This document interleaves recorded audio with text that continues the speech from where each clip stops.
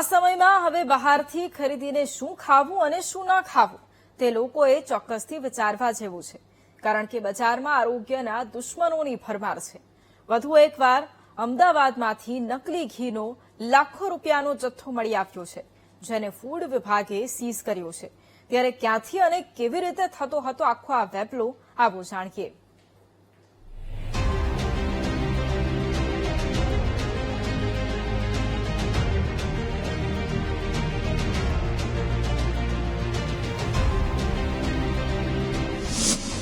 માર્કેટમાંથી ઘી ખરીદતા હોય તો સાવધાન. જોજો, સસ્તું જોઈને કોઈ પણ બ્રાન્ડનું ઘી ખરીદી ન લેતા. અમદાવાદમાંથી ફરી 4,850 કિલો શંકાસ્પદ ઘી ઝડપાયું.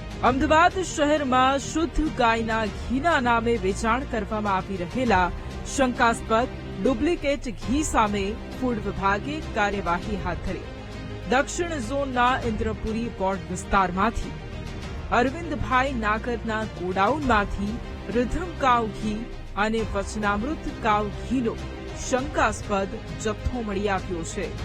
ફૂડ વિભાગને ગોડાઉનમાંથી ગાયનું 21,31,000ની કિંમત, 3,250 કિલો ઘી અને અન્ય બે વિતરકોને ત્યાંથી 10,49,000ની કિંમતનું ઘી સીઝ કર્યું છે.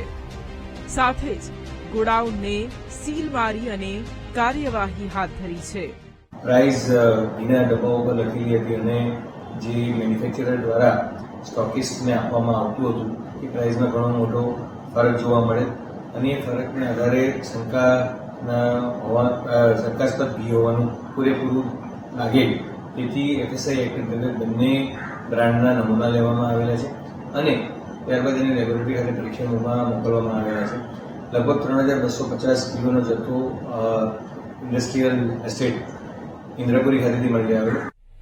મહત્વનું છે કે આ બંને બ્રાન્ડના ઘીનું ઉત્પાદન દસક્રોઈ તાલુકાના પારડી કાંકજ ગામના ઓડી પીરાણા રોડ પર આવેલા સાર્થક ફૂડ પ્રોડક્ટ્સ દ્વારા કરવામાં આવી છે, જેથી તે દિશામાં પણ ફૂડ વિભાગે તપાસ હાથ ધરી છે.